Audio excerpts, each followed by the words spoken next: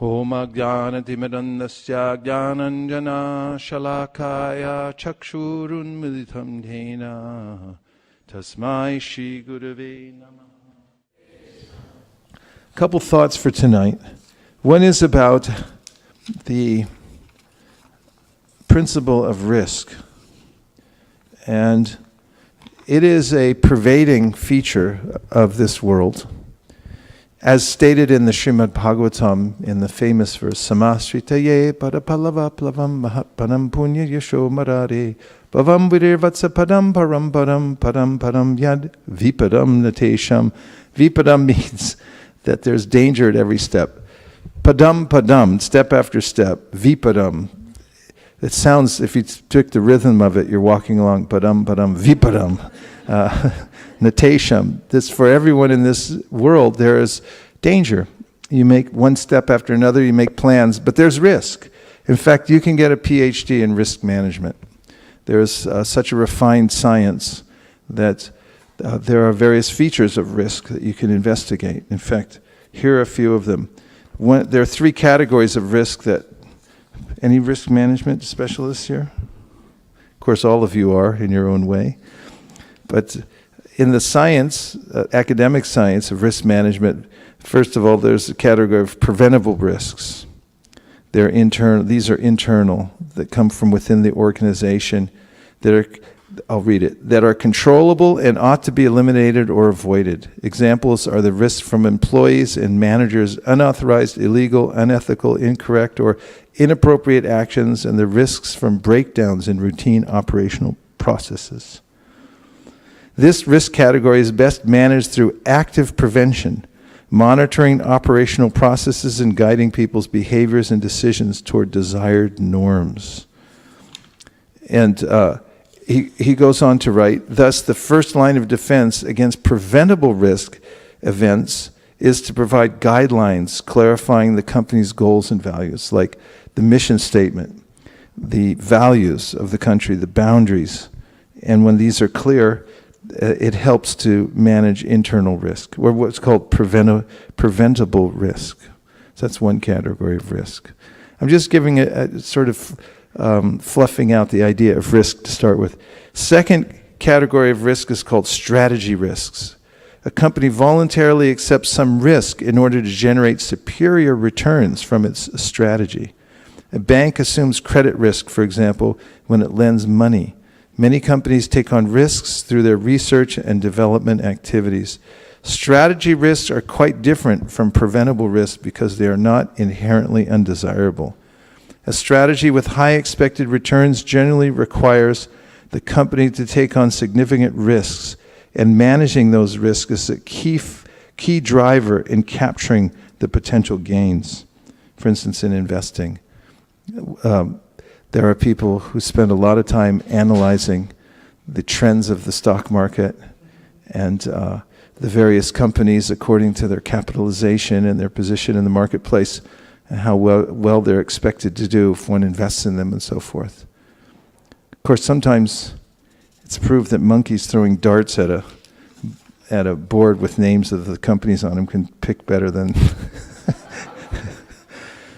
Nonetheless, we try to manage our risks in that category when trying to make gains. In order to make a gain in the material world, you have to take some risk to get ahead. It can take a lot of work, in fact, to do that, and you can fail. The third category is external risks. These we're all familiar with. Some risks arise from events outside the company and are beyond its influence or control. Sources of these risks include natural and political disasters and major macroeconomic shifts. External risks require yet another approach because companies cannot prevent such events from occurring. Their management must focus on identification. They tend to be obvious in hindsight, and mitigation of their impact more difficult. Companies should tailor their risk management process to these different categories. So just to give an idea, there's risk on all sides, from within, from without, and there are some that are more preventable, apparently, than others. So a lifetime of risk management.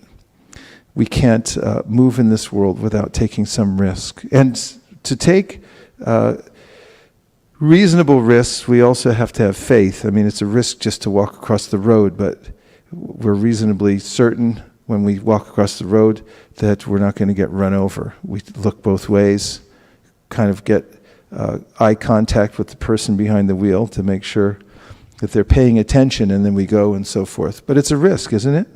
Padam padam vipadam. Anything can happen at any time.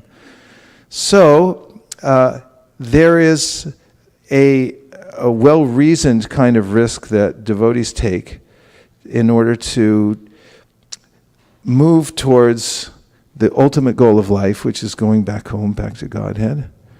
And there's, in the beginning of devotional practice or any spiritual practice, a sense of, well, even before, let me back up.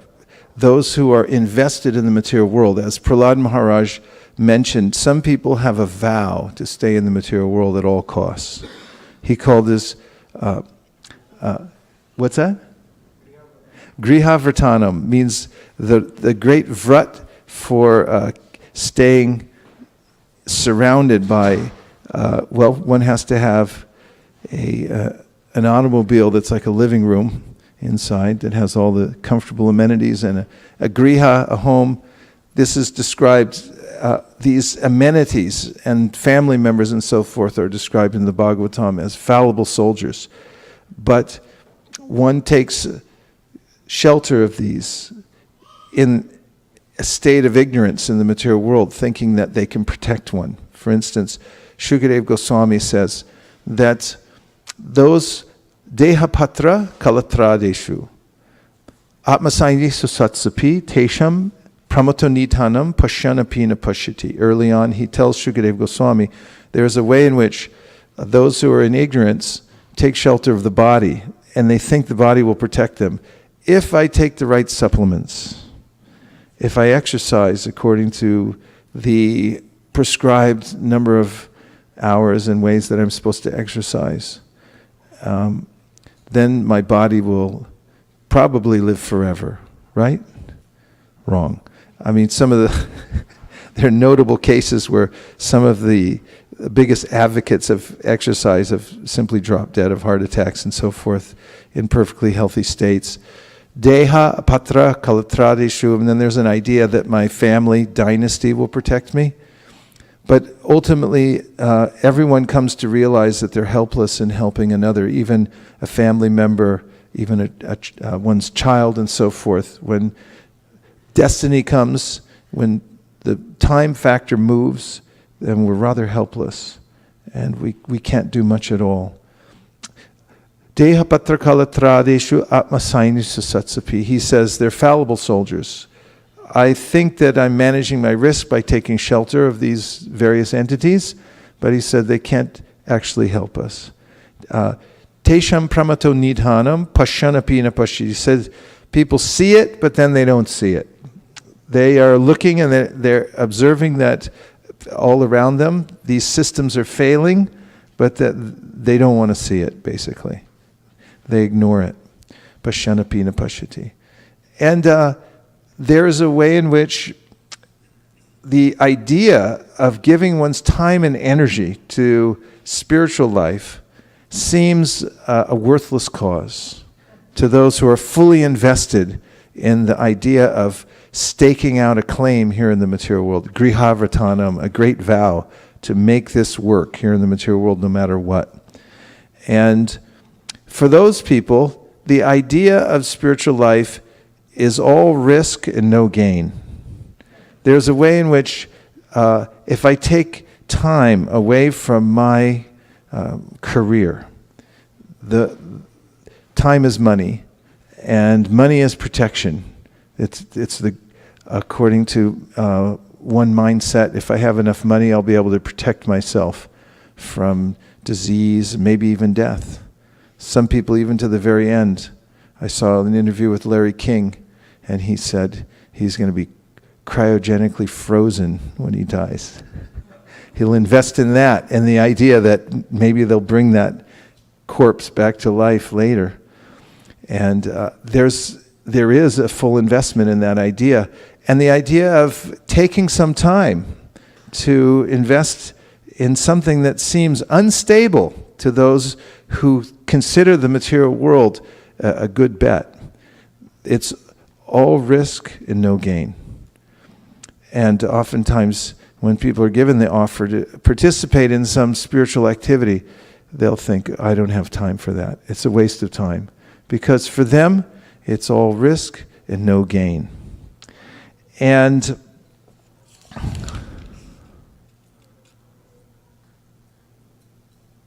this is at odds with the spiritual mindset. And Krishna mentions this in the Bhagavad-gita, that the materialist and the spiritualist who's enlightened have opposite ways of seeing the world. Yanisha sarvabhutanam, he says, for the materialistic person who's fully invested in this world, the idea of engaging in spiritual activities is like nighttime. And for the awakened person who is engaged in spiritual activities, materialistic activity is a waste of time. That's like nighttime. So what's time of awakening for the spiritual person? And literally so. I recounted in the book I wrote of one striking instance of this when I lived in Los Angeles near the New Dwarka Temple. And I would get up for Mangalartik, and I had an apartment about 2 blocks down. And one Sunday morning, which is, of course, a late Saturday night for many people, I was walking to the Mangalartik at about 3:30 in the morning, and there was a SUV full of revelers who were just coming back from a long night downtown Los Angeles. And one of them looked at me in the eye and saw me wearing dhoti, tilak, freshly showered, ready to go to Mangalartik, and thought, what is he doing up at this time?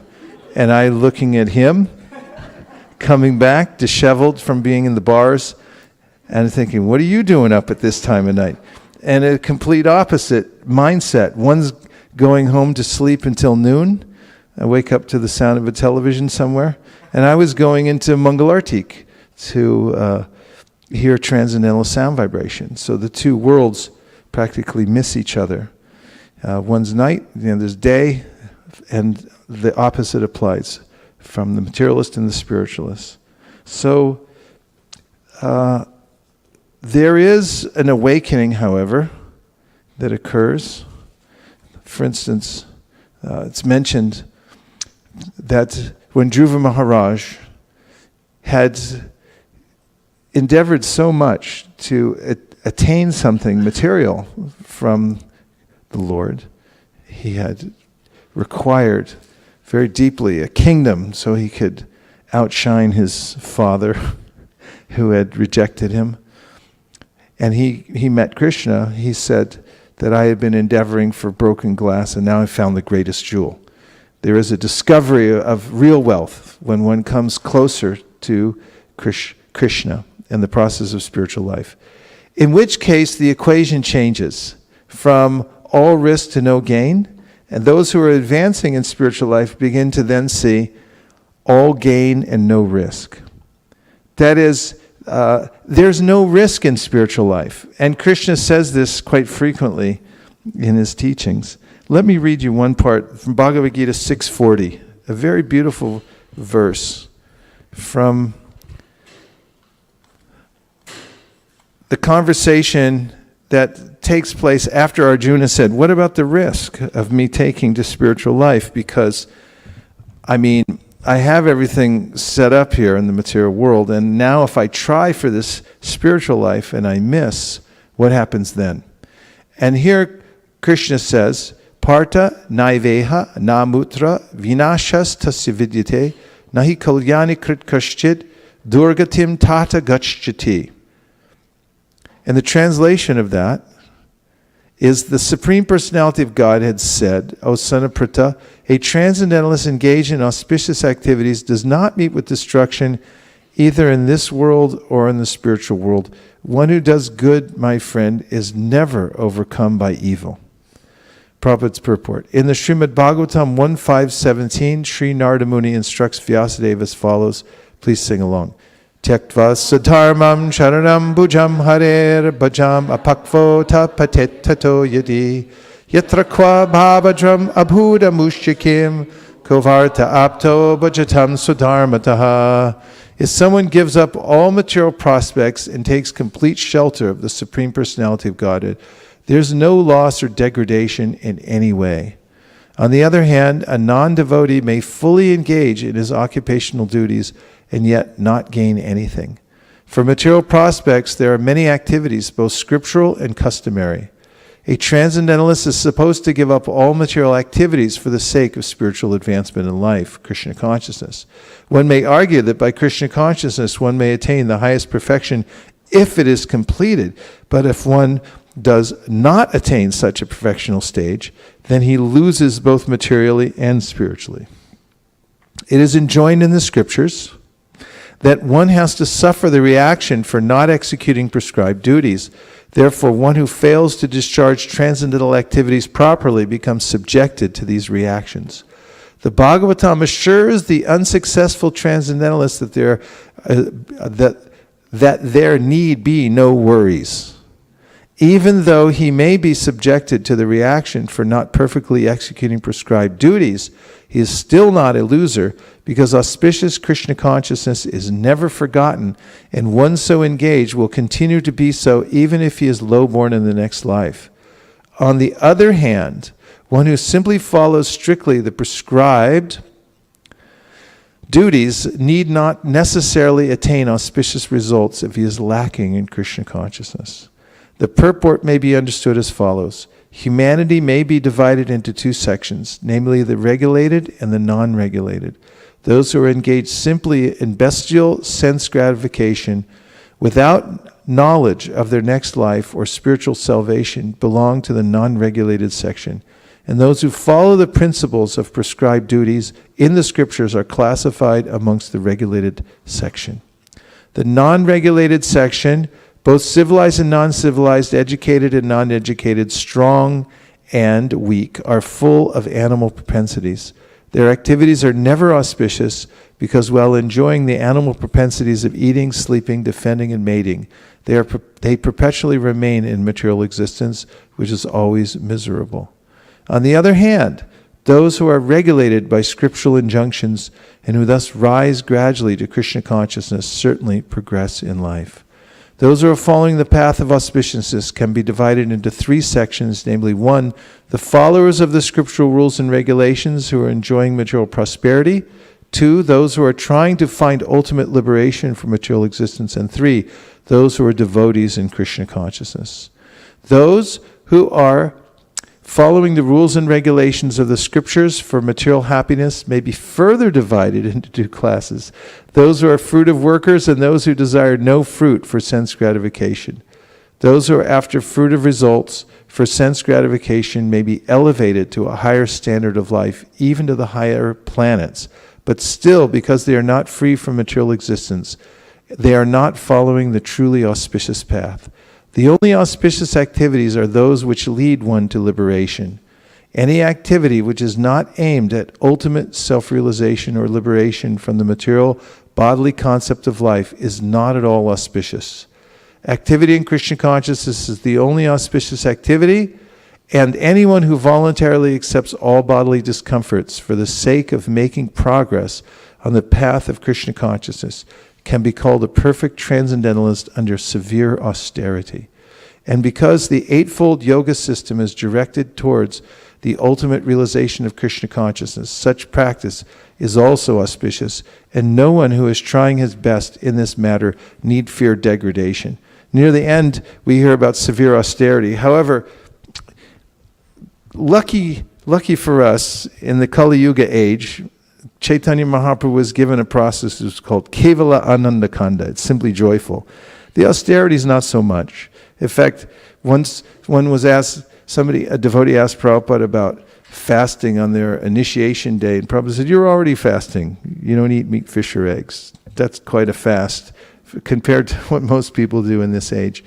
And what to speak of the other regulative principles? It's rather simple, actually. It's simply a sane life. It's a pure life. And besides this idea of austerity, well, considering this idea of some slight austerity in this life, which has been proven scientifically to be healthier, and also not just physically but also mentally. When one lives a cleaner life, people are generally happier and they're healthier, and socially there's a way in which when people have some religious values in life, they live a better existence as well in relationship to others, because they consider that some things are important, some values are important to uphold based on their religious values. And therefore, since ancient times, there have been philosophers who have considered logically the risk factor of either taking to religion and to a regulated life, with the understanding that there is a supreme, as opposed to simply abandoning that and living in whatever way one wishes, and in that way hopefully getting some more enjoyment out of one's independence in this world. So one such philosophy which is famous, which many of you have probably heard about, is called Pascal's wager, which is an argument devised by this French philosopher, mathematician and physicist named Pascal. And he says that all humans bet with their lives either that God exists or that he does not. Pascal argues that a rational person should live as though God exists and seek to believe in God. If God does not actually exist, such a person will have only a finite loss, some pleasures, a little luxury, whereas they stand to receive infinite gains if there is a God and they follow the process, and avoid infinite losses, according to some philosophies, eternity in hell. Which we don't share, but there are eternity in hell. But we do have the concepts given by the likes of Prahlad Maharaj, who says that it's very dangerous to not utilize the human form of life and to slip back into the wheel of karma, because it may be a long time before you come back. What to speak of the Sri Upanishad, which we just read, said that one who doesn't take advantage of this opportunity while one has it is killing his own soul. Atmaha is the killer of the soul. So from the point of view of risk management, according to Pascal, there's a good bet that if you, it's more logical to bet that there is a God, and that one can make a little attempt in this life, and as Krishna says in the Bhagavad-gita, it just takes a little bit. You don't have to become some great ascetic, but if one simply molds one's life based on this idea that there is a Supreme Personality of Godhead, the rewards are infinite. And if you just forget that idea and become faithless, Krishna says in the Bhagavad-gita, Ashradhana Purusha Purushasya Parantapa Aprapyamam Nivartante Mrityu Samsaravartmani, that what you get for that is just return to the cycle of birth and death, which is no fun. It's no fun at all. So, on one side, we have the idea that spiritual life is all risk and no gain. This is a faithless person who hasn't received association with pure devotees, who, like the 6 Goswamis of Vrindavan, specifically Sanatan and Rupa, who had the utmost wealth and success in life, but then tyakva turnam ashesha mandalapati shrenim sada tuchavat. They easily gave it up for the sake of giving their full attention to serving Sri Chaitanya Mahaprabhu throughout their life. Oftentimes, when I was in my teens and out distributing books in various public places, especially airports was my specialty, I would meet people all the time that would say, this was a mantra I heard throughout my youth. People say, why don't you get a job? Why don't you get a job? Most of the time, they weren't trying to be helpful. They were mostly sort of appalled that a young person would spend his or her life dedicated to some spiritual cause. I mean, obviously, people saw us. We were spending long hours dedicated to this activity of selling books like Bhagavad-gita and Srimad Bhagavatam, and they were like, why are you wasting your time? Why don't you go, make something of your life? And oftentimes even reporters would ask, when we'd be interviewed for various publications or radio shows, they say, are you gainfully employed?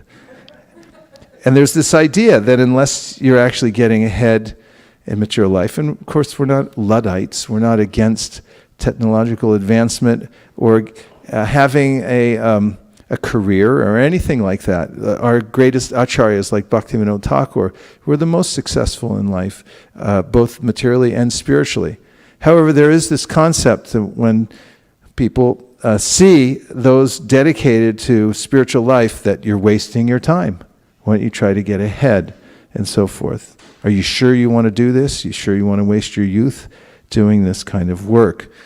But the scriptures over and over again are telling us that yes, you do.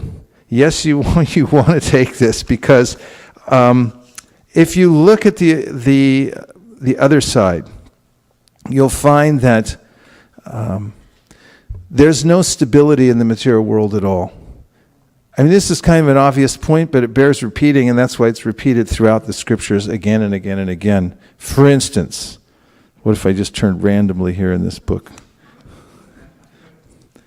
It's never been opened before. And oh, there, I'm at the page.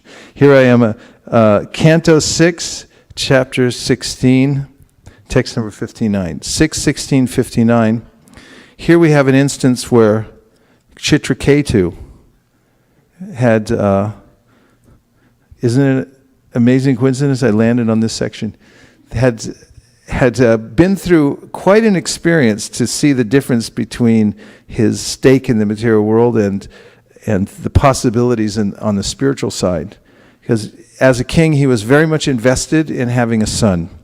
It's by the law of primogeniture, it's necessary to have a son to pass on your kingdom to, and he couldn't get a son until he met a great sage, Angira, who blessed him, and then he told him, you'd get a son, but it's going to cause you some problems.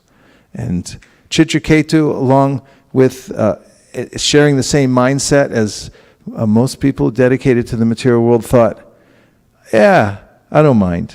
A few problems, it's okay. I'll still try for it. I'll take the risk. And he did take the risk, and then he got a son named Harshashok, which meant that the son was born.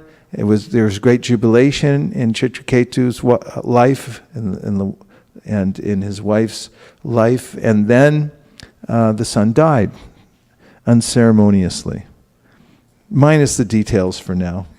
But it's a hard thing to handle, and he went through that situation. And when Angira and Narada came back, they were mystically able to induce that soul who had left the body of their infant to come back in, and then they questioned him, why did you leave? And he flatly denied, this is mentioned in the Shastra, that little baby flatly denied that these are my parents.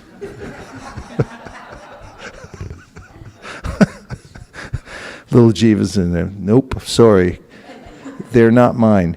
And this is a stark reminder that happens often at death when someone loses a relative, and then, sorry for going into this realm again, but to the funeral pyre, which is a place where one's mind suddenly starts walking over a cliff. They were here, now they're gone. They're here, now they're gone. And by the way, that body that I always used to think was the person is now in flames. And there's this sudden stark realization that I didn't actually see the person. And there's a difference between reality and that which I'm perceiving as reality. And so this all unfolds in this section of Chitraketu where his son dies and he feels the most intense grief that a person can practically experience, which is losing a child. And then the child comes back, speaks spiritual knowledge, which is a really good time, a teachable moment for somebody who's experienced this kind of loss. And then he takes instruction from his gurus about how to come to a spiritual platform, and then he actually meets the Supreme Personality of Godhead, who now is giving him some instruction about how to go to the perfectional stage of life where there's no risk and all gain. And in this verse, we hear, I'll read the Sanskrit, text 59. Smritvehayam pariklesham tata pala viparyayam abhayam chapyanihayam sankalpad viramat kavihi. Remembering the great trouble found in the field of activities performed for fruit of results, and remembering how one receives the reverse of the results one desires, whether from material activities or from fruit of activities recommended in the Vedic literature, an intelligent man should cease from the desire for fruit of actions. For by such endeavors one cannot achieve the ultimate goal of life. On the other hand, and that's been one of the themes for tonight, on the other hand, everyone please say. There you go. Here's the other hand. If one acts without desires for fruit of results, in other words, if one engages in devotional service, he can achieve the highest goal of life with freedom from miserable conditions. Considering this, one should cease from material desires. Cease and desist. You get a lawyer to write a letter, cease and desist. No more material desires. We're not accepting them anymore. And this is the position one comes to when one, through reason, logic, faith, association, comes to realize that by giving one's time, energy to devotional service, there's all gain and no risk. In the material world, one thinks that taking the spiritual life in material consciousness, one thinks there's all risk and no gain. But actually, we have to analyze the facts, and these are the facts, that by engaging in devotional service, there's all gain and, but the material world is all risk and no gain. That's the fact. Because no matter what you gain in the material world will be unceremoniously stripped away at some point. And therefore, in the 11th canto of the Srimad Bhagavatam, Krishna tells Uddhava that you should use Shruti, the hearing from the scripture like we are now, Pratyaksha, which means direct perception. Look around and see for yourself. Wake up. And Anuman, logical deduction. And also Aitiyam, which means historical records and accounts that have been passed down through word of mouth through many years. That this material world is an unstable place. It's not stable. And therefore, he says, you should be a little detached from the material world, which doesn't mean that you simply become detached from everything. You attach yourself to the place where there's real gain, where there's no risk. Because once you do that, then Krishna helps you and he protects you. As he says in the Bhagavad-gita, surrender unto me and masuchaha. No risk, don't worry. And as we just heard from the Bhagavad-gita, he says, one who tries to do good is never overcome by evil. It's the path of auspiciousness, surrendering to Krishna in spiritual life. Now we'll take a couple of reflections before the clock runs away with us. I have a few more points to make, but maybe they'll come out in discussion. Radha Kripa Prabhu. By the way, today is the 50th anniversary of the incorporation of ISKCON. Hare Krishna. Today. Many of you may be around for the centennial. I won't be. So I'm going to appreciate today very much. Oh, yes, go ahead. Hare Krishna, Guru Maharaj.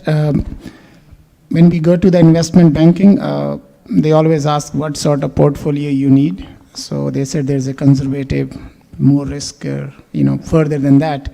But once you talk to them, they still say you may still lose the value. So it just confirms that, its material world is full of risk, irrespective of whatever portfolio you choose, you can still lose the value. Yeah, that's true. Risk management is a great part of our life. Yeah, and there are various portfolios you can choose, and the consideration is... I think the mantra I would take is that spiritual world is all gain and no loss. Yeah. And many times you have mentioned in your class that in spiritual world, even if you walk blindfoldedly and you take a leap, a net will appear. Yeah, actually, it's mentioned in the beginning of the 11th canto that the path of bhakti, which is the direct process of worshiping the Supreme Lord, especially Shravanam, Kirtanam, Vishnu Smaranam, etc., is the safe path. You're not depending on your own intellect, you're not depending on your powers of austerity and so forth, but you're simply depending on Krishna. You're taking the words of the acharyas and Krishna that if you surrender in this process, then I'll be there to protect you. And therefore, Kavi Yogendra says, when you take that path of dependence on Krishna, then even if you run with your eyes closed, you won't trip and fall. And in fact, we see throughout the Shastra that those who do take to the path of devotional service are protected by Krishna himself. Krishna says in the Bhagavad-gita, Api chet sudaracharo bhajate imam ananya bhak sadureva samantavya samyag vyavasito hisaha. That even if one takes the path of devotional service sincerely, and then for some reason falls down, there's an exhibition of worldliness. And that person continues the process of devotional service, Shri Prambhavati Dharmatma, then there is, that person is to be considered saintly, because he's on the safe path, continues the path of devotional service. And Prabhupada mentions that there's accidental fall downs, and there are intentional fall downs. Which do you think is a worse fall down? Intentional. But then devotees wanted to know, what's the difference between an intentional fall down and an accidental fall down? That's an interesting question too, because if you take it to court, everyone wants to know, did you do it on purpose, or did your gun accidentally go off? But as Gandharvikas remembered, Prabhupada answered this question, if they come back, and it doesn't matter what the time span is, because it's insignificant, if they come back to the practice, then it was accidental. Gave that concession. Another reflection, yes. Hare Krishna. I really like the mantra Padam Padam Vipadam. It reiterates how watchful we should be of each and every step we take in this material world. Not just footstep, it's still voluntarily, but of the mind, which is so involuntary, it can be so slick and smart. And so we should be able to discern the swinging fortunes of this volatile material life, to be able to resist temptations and make the right decisions. So I really like that. Yes. Prabhupada mentions that along with practicing devotional service, one must be careful.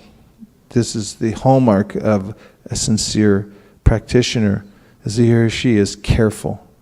And that means in words, mind, activities, one should not take liberties and risk being recaptured by Maya, which can happen very easily. Yes. Do you have a microphone in the back? And there's somebody waiting on the telephone, I think. I heard him check in. Hare Krishna. And thanks for the nice class. One thing which really struck me was that you have to remember you will be unceremoniously stripped off of everything that you are accumulating. I mean, we are striving so hard every day in, day out with all the pressures and all the effort and whatnot, but in the end, everything is going to be left behind. So, there is a country called Bhutan in Asia. So, instead of measuring their growth in terms of GDP, they measure their growth in terms of gross happiness index. They are trying to measure how much people are happy, and that determines how they are growing. And one of the things they practice there is every day everyone is supposed to think of at least 5 times that they are going to die. So it looks like if you keep thinking that, then you have a sense of balance. You don't really run after things which you will be leaving behind. So that was something which struck me. Yeah, very interesting and an adjusted mindset for the reality of the material world. Thank you. Yes, Pooja, and then up to Shraddha in the front row. Hare Krishna, Guru Maharaj. Hare Krishna. Today at work we had we were doing some data balancing from here to there. So this is something I would like to share. So my manager said that we should have full visibility and full control on all the virtual machines until we exhaust all our resources. So I could relate to this with the class you just gave, that until we exhaust all our resources, we should have full control and visibility of the things. In other words, you're transferring some assets, and full visibility means there's some oversight or something like that? Like we were doing some load balancing from A to B, so he said we should see all the resources are running properly on this side and other side as well, until we exhaust all the resources. So I was just trying to relate. I see. So we're load balancing here and moving from material life to spiritual life, right? Yeah, that's true. And there's as one gains faith in the process, and after all, the definition very much matches this endeavor. Shraddha Shabdi Vishwas Kahe Sudridan Mishchoy Krishne Bhakti Koila Sarva Karma Kutta Hoy. One has this very deep conviction that by performing Krishna Bhakti, everything else is done. Sarva karma krita hoy. I do all other karmas. All other work that I'm supposed to do is done if I perfectly do bhakti. And there's this idea of wealth also. Everyone's looking for some fortune in this world. But the Bhagavatam says, punya shravana kirtana. That by hearing, and this is a remarkable point, that just by hearing, one gets the greatest wealth. A wealth that you can actually keep. It's very practical.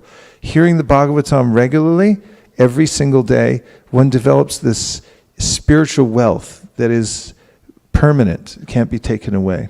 In fact, referring to a section I just read in the 10th canto of the Bhagavatam, there's a story which is of Krishna when he was a little child, and there were vendors that would come through the town, Vrindavan, 10, 11,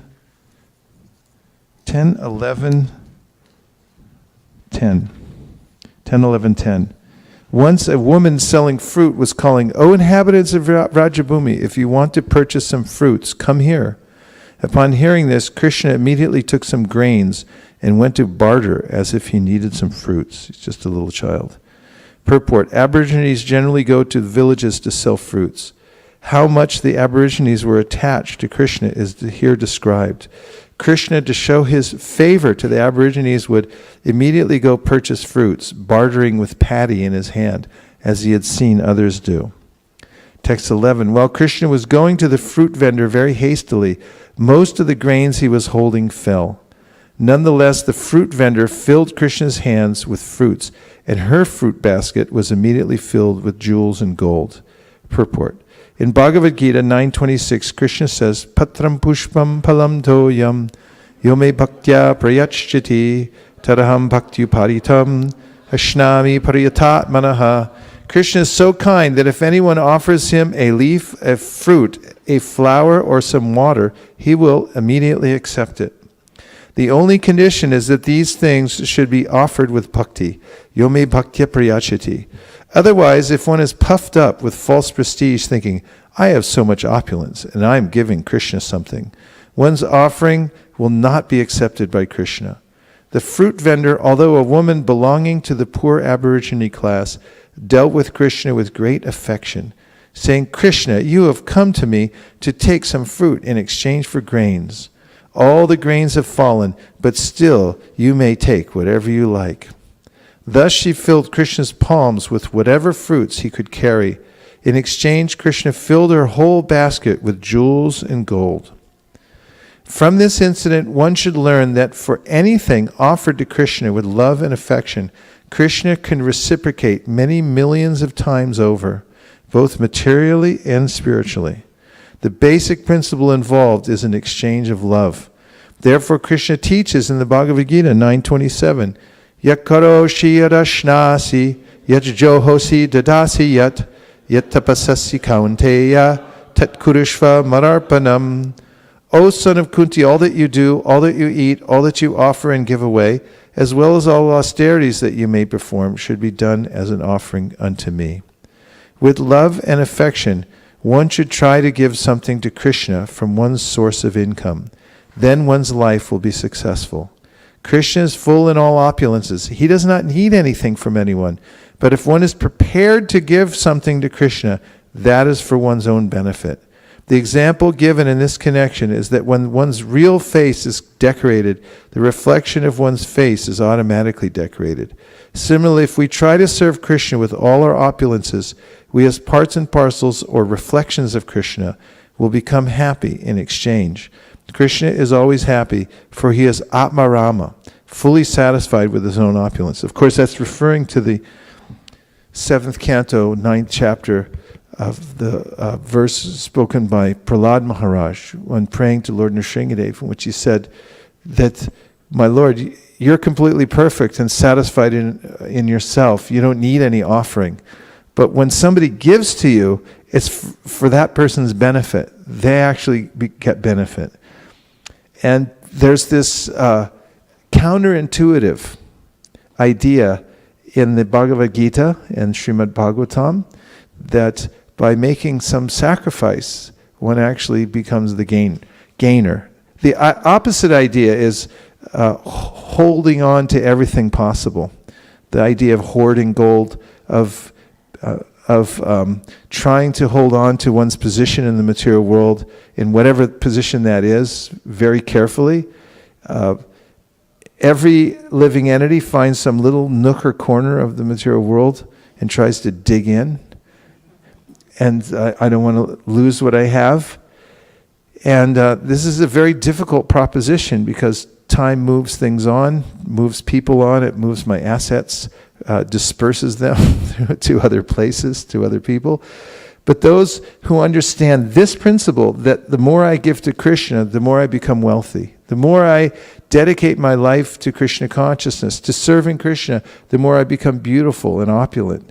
And this is the source of opulence. And therefore it is said that austerity is the wealth of the brahmanas.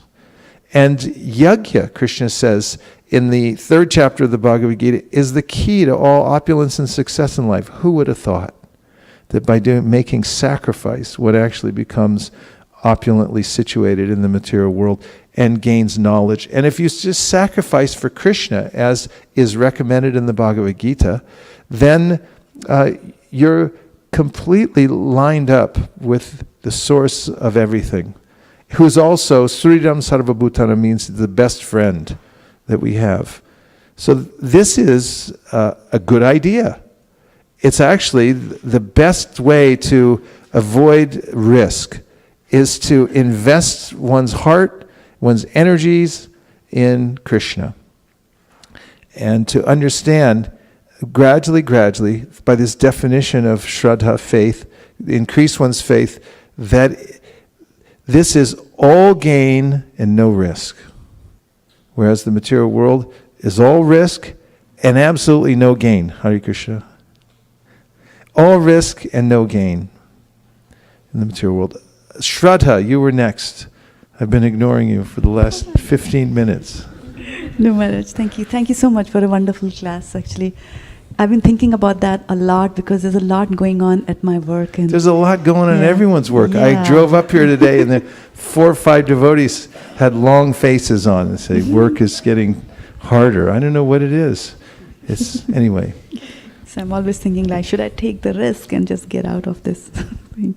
So I liked Pascal's wager because it's a very good thing to use while preaching. Yeah, it's logical, right? Very, very really logical. Fits. It'll apply very easily to people at the corporate world. And second thing is that there's a verse which again talks about on the other hand, like, we do all so many things for the material world, but on the other hand, Narad Muni explains to Vasudev about, like, if somebody gives up everything and takes shelter of the Supreme Lord, then even if he does something wrong, then God will from inside his heart, he will dissolve all the sinful activities. I think that's such a wonderful risk worth taking. You have such wonderful gains from there. Yeah, and just your conundrum of should I take the risk and so forth. Generally, there's a way in which one may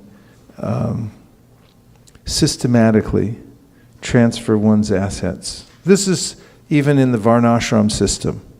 It's understood that there are various stages of life, and during the various stages of life, one does one's best to stay in the principle of sacrifice for the Lord. And of course, we know that Narada Muni takes a hard stand on this and says, if you prematurely or impulsively sacrifice something for the Lord, and then you're not able to maintain that level, he says, so what?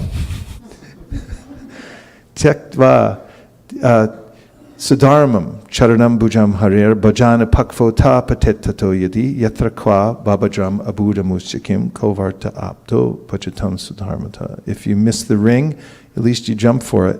You get forward progress on that one. And if you make everything work in the material world, then what is your gain? There's a purport that may help in this regard. I saw it earlier this morning. I was kind of attracted to it. Let's see if it fits. Even if it doesn't, it's a really beautiful purport. It's 6:16:11. And the verse is in King Chitraketu meets the Lord. And let me tell you who's speaking.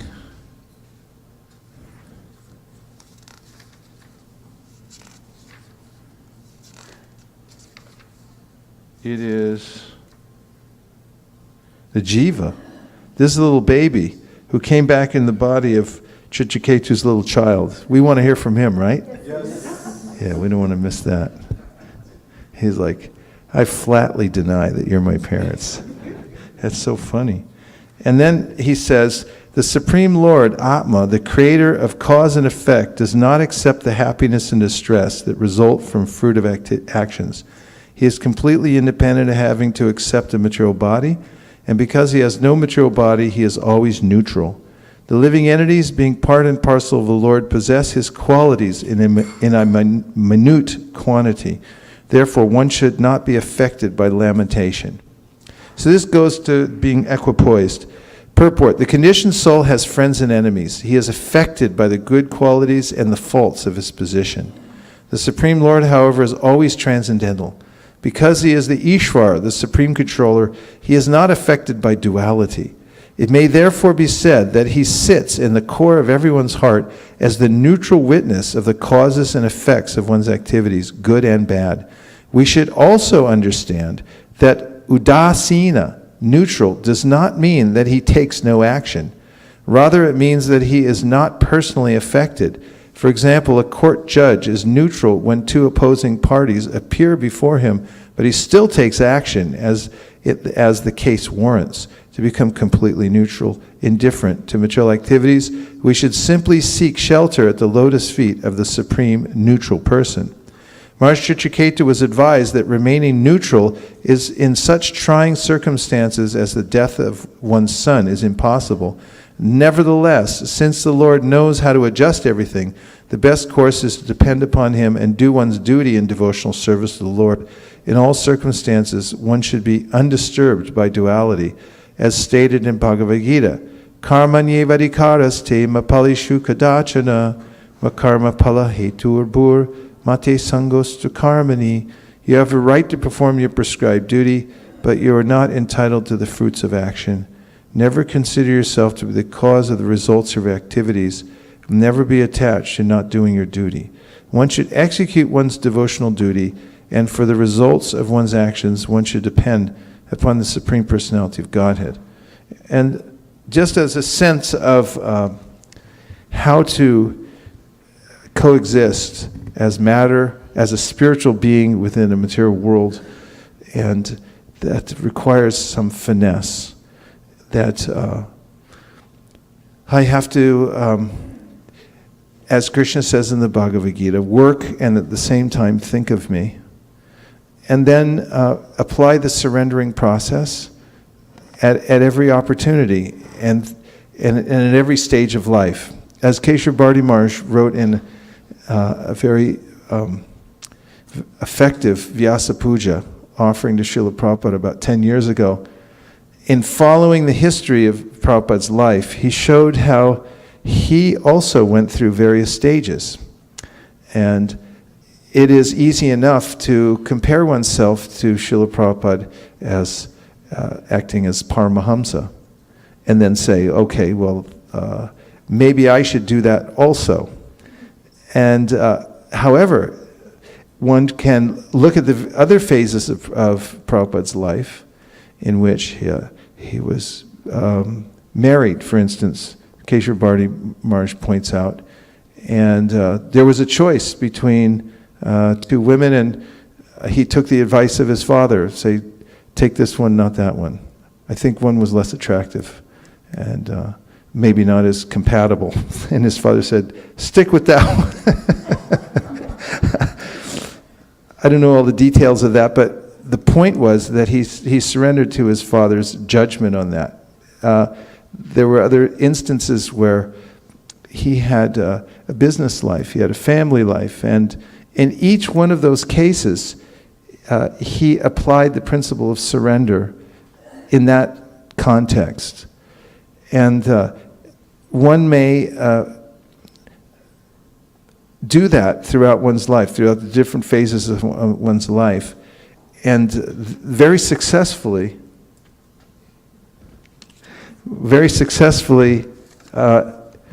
come to the fruition of that, which is a life and practice of surrendering according to the position one's in at the particular time of life. Yes. Was there anything online? Is there anybody on the phone? Because I heard somebody click in and I wasn't sure if they had something to say. But in the meantime, we have Gandharvika.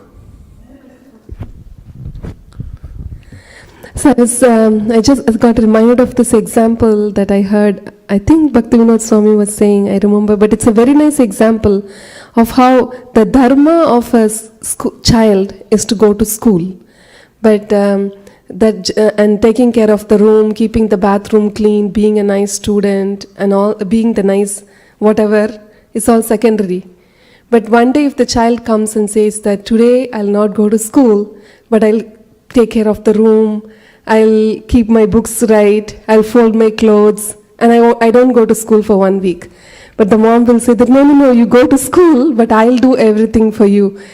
And like that, Krishna says that your dharma is devotional service, like being nice, whatever, like accomplished or successful, a nice wife, nice sister, nice, everything is secondary. But if you do this Krishna consciousness nicely, then Krishna promises that he will take care of everything, like how you said now, so what? Because Krishna takes that. So this example really helped me to focus on the right thing. Yeah, thank you. Nice and helpful analogy. How Krishna takes care of things is sometimes pretty interesting, because I mean, look at Maharaj Anga, who's an example in the Srimad Bhagavatam of a pure devotee who got a bad son. I mean, he was just a bad son. He was the worst of all. He was Vena, cruel Vena, who used to torture animals when he was a kid. Then he started torturing his playmates. And then by destiny, he actually was appointed as the king. And then he displayed his atheism. And in the meantime, Anga, Maharaj Anga became so discouraged that he just got up and left and walked out of that situation. And in his prayers as he's leaving, he feels so happy and so relieved that Krishna's given him that that way. And there are others that that may have another way of surrendering, which is maintaining some semblance of their connection. For instance, in the section of Varnashram, in the 7th canto of the Bhagavatam, Prahlad Maharaj, Narada Muni rather, is speaking to Yudhishthira and says that as a grihastha, one must be internally detached but externally attached. This is a kind of renunciation in that one should show full affection for one's family members, not suddenly in the grihastha become cold and uncaring because now I'm renounced, and therefore I don't care for my wife and kids, or the mother doesn't care. So this is not a balanced kind of renunciation. But he says, externally, do your duty, and that includes showing affection to your family, because they have to have that. Internally, you should have that growing sense of detachment. And all of that grows by dedicating one's energies and mind to devotional service, especially hearing and chanting, especially hearing from the Bhagavatam. Yes, Trisha Prabhu.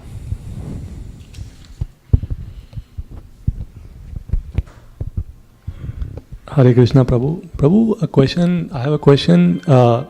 In this verse, in this purport, Srila Prabhupada says that Krishna is neutral.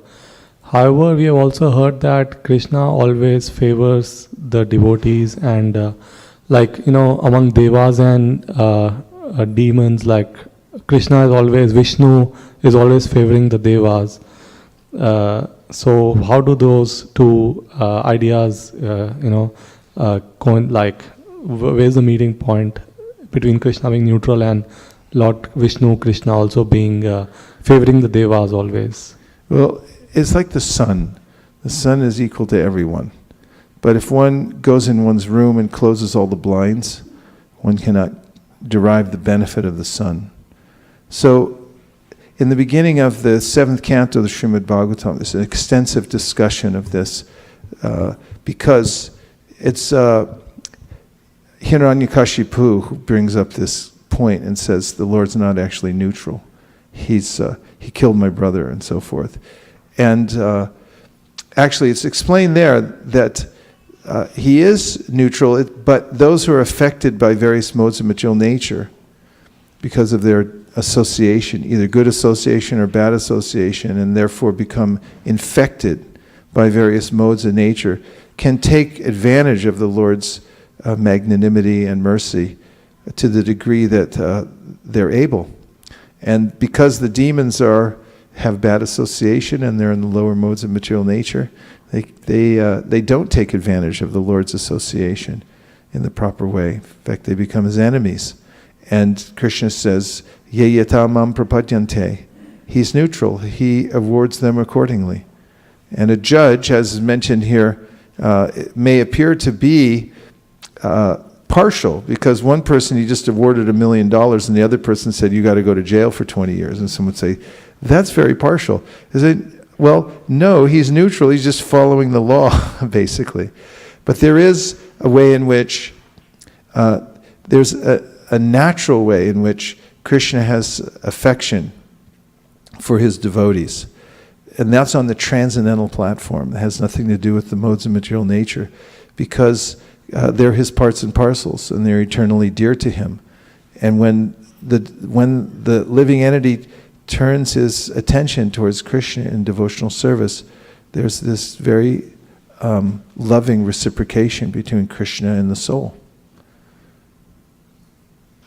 which is natural due to love. Yes.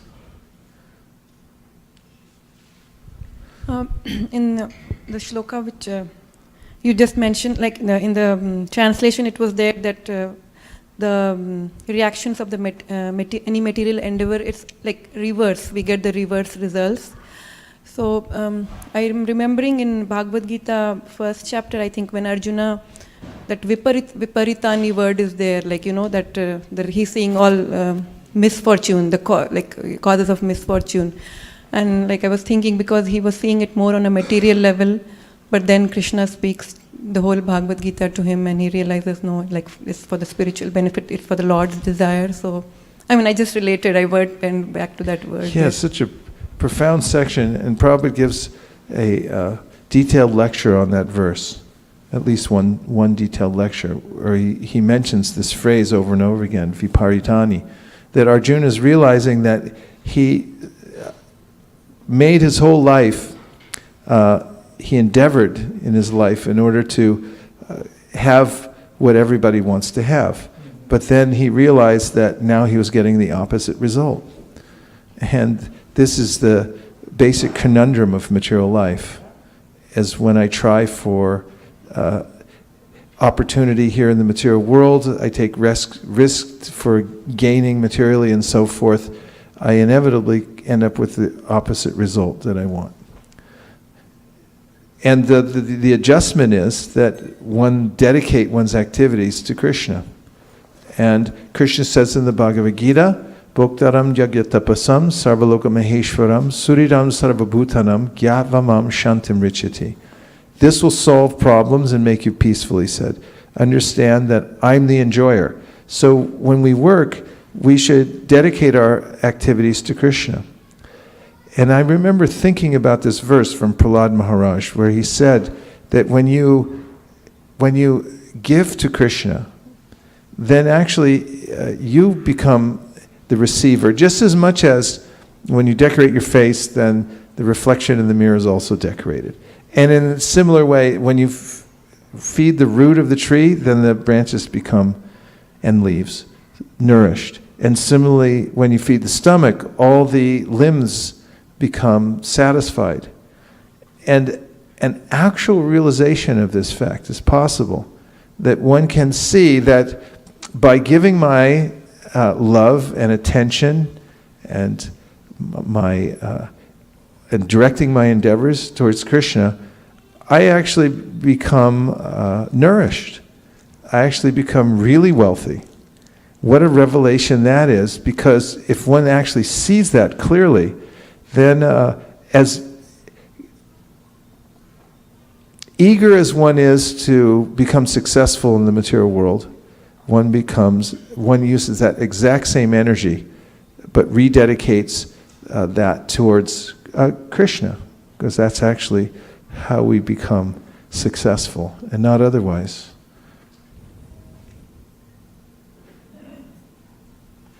One, two. Thank you, Maharaj, for such a nice class. There are a lot of points which is stuck in my mind, but one point you were mentioning about Maharaj Chitraketu, like he has given a son whose name is Harshashak, and he proved his name to be true, like by giving him Harsha and Shok together. So if we reflect that in our life, we see, like, whenever we go to a good school or we work in a good company, it requires a lot of endeavors to keep yourself aligned with the peer and keep yourself competitive with the requirement of the institute. So externally we are happy that we are working in a good company, we are doing good, we are studying in a very good school, our school is top ranked, but we are endeavoring too much with us. So that's how we are getting What was the last thing you said? Like we are endeavoring too much with this to get success, because you're putting so much energy to get success in that.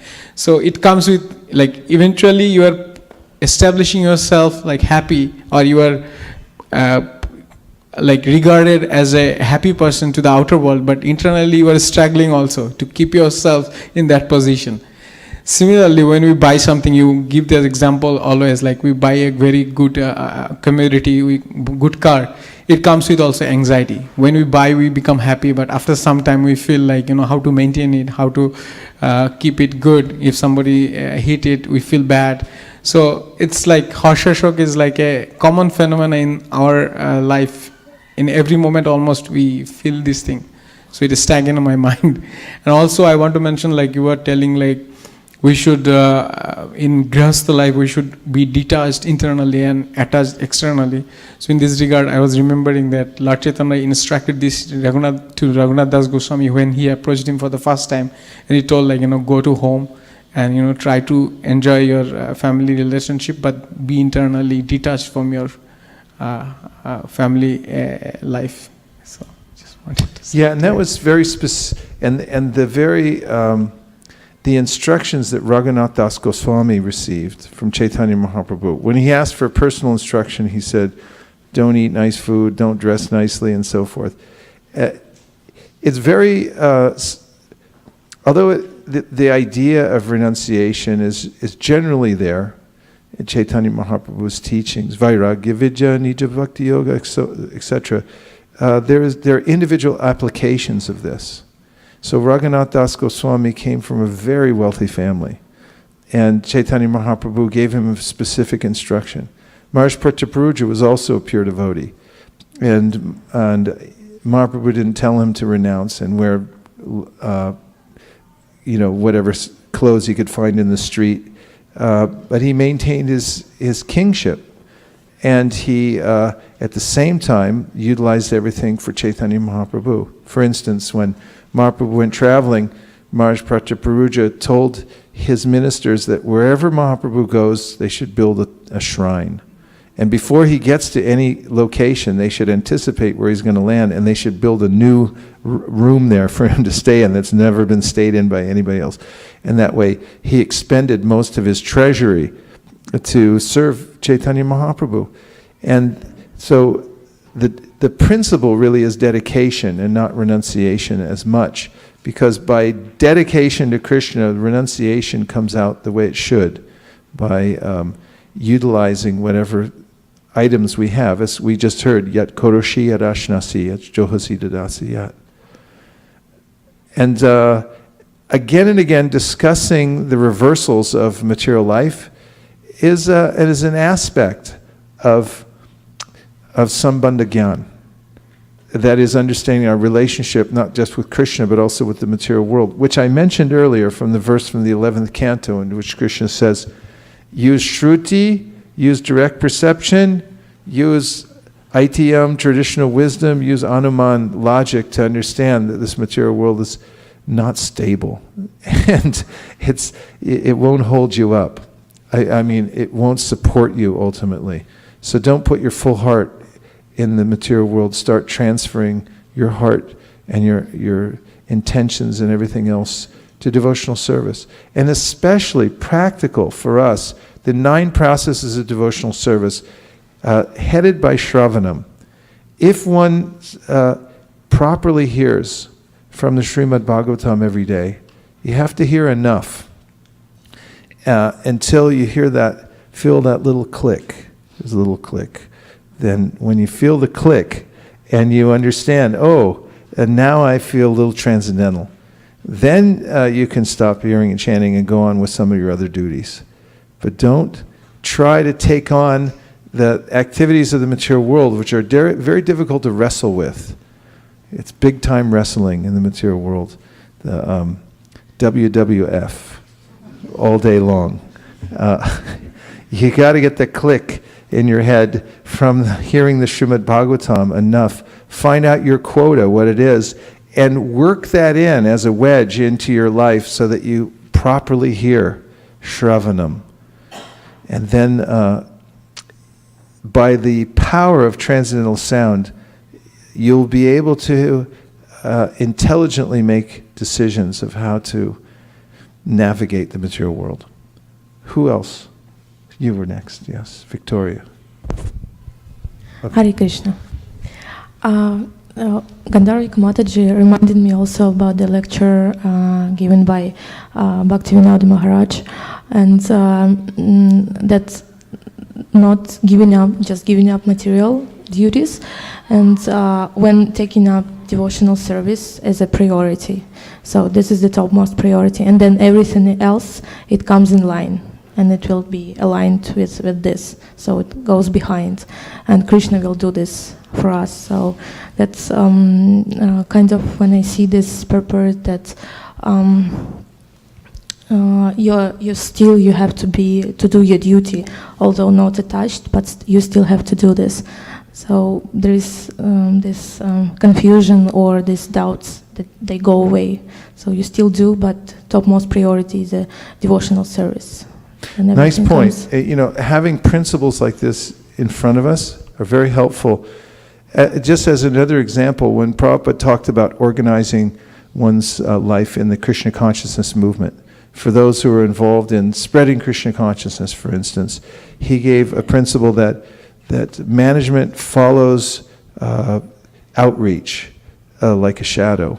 So if you concentrate on the main mission and you keep the mission in front of you, then, which is Jive Doi Krishna Nam Sarva Dharma Sar, we should be giving mercy to others in the form of the holy name and teachings of the Bhagavad-gita and so forth.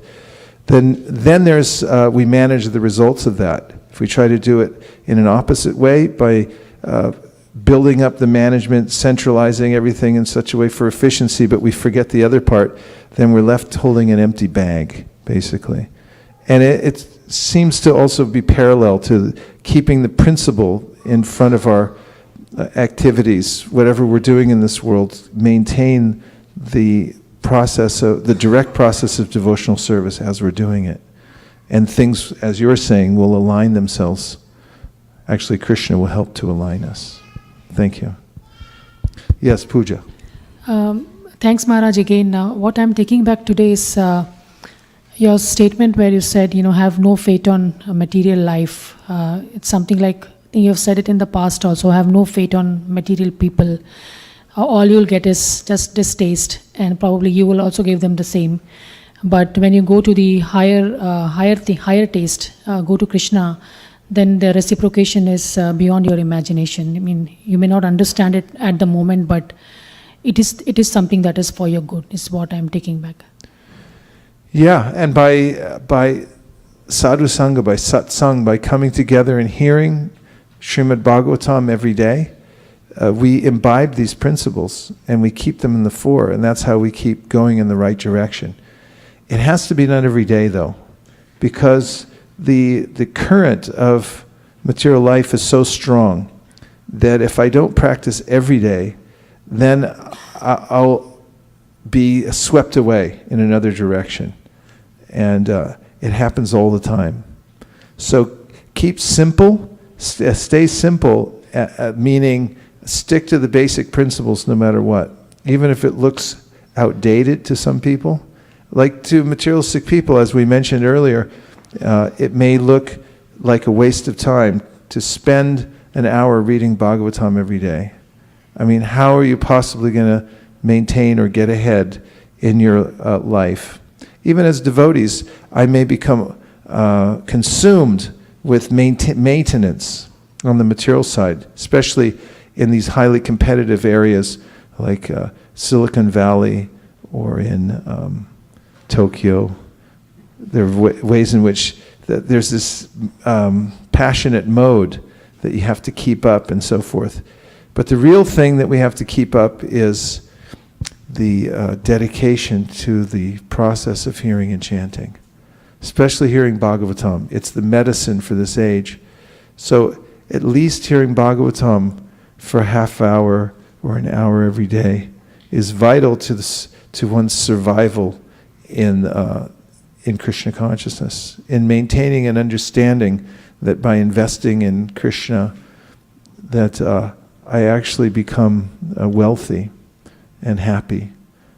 Whereas if I lose that, then I don't end up with anything. Yes.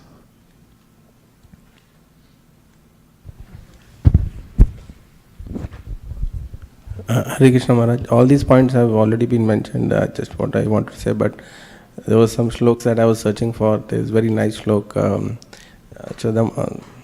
Shyamlangi Mataji talked about opposite result. So Prahlad Maharaj talks about this verse 7, 9, 17. So it says, Tad aushadhi, tad aushadham tadapi dukkham. So whatever solution I try to find in the material world, I get further misery because I don't have atadhya, because my intelligence is not towards you. Therefore, please engage me in your service. Don't you hate that when that happens? When the solution, the so-called solution, is worse than the original problem. That happens all the time in medical field. it will do this for you, but they start listing all the things that probably could go wrong and so forth, and they often do. Complications come up, and it's like, it's a tough situation. And there are many of those kinds of situations, and the solution is to depend on Krishna as much as possible, even as one's applying to the best of one's ability and using one's intelligence to apply, to do what one has to do on the material side to maintain oneself. Kamasya nindriya pritir labo jiveti yavata jivasya tattva jignasya narto yash cheha karma vihi. That is, that you have to try to maintain yourself the best you can, but don't get carried away, because it won't get you anywhere. If you just maintain what you have and don't get in a panic, don't freak out, and just stay steady with your dedication to your hearing and chanting practice, and also have the faith that if whatever little I can do now, even if it seems insignificant, if I maintain it faithfully over time, that Krishna will open for me the possibility of increasing my service, and he'll reveal to me the solution to all problems. And it's not that even great souls don't encounter these points. Even Bhishma Dev, who was one of the Mahajans, first of all, he ended up on the wrong side of the Kurukshetra battle. I mean, how does that happen? Because it's the material world. and at the end, he was on a bed of arrows. And the great Mahajan, however, he maintained his dedication to Krishna, even at that point. And this is what Krishna says again and again throughout the Bhagavad-gita. Maintain your neutrality towards whatever happens in the material world, and maintain your dedication towards me, and everything will come out successfully.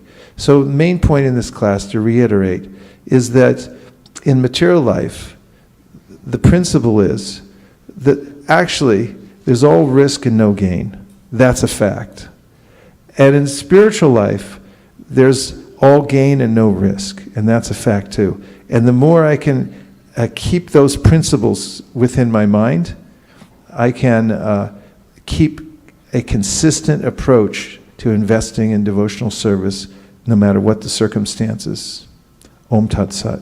Thank you to everybody who joined us online, and thanks for all of you who made the long trek to come here to this oasis. Nachariyar Marman, Nachariyar Marman, Nachariyar Marman, Nachariyar Marman, hey, Nachariyar Marman, Nachariyar Marman, Nachariyar Marman, Nachariyar Marman.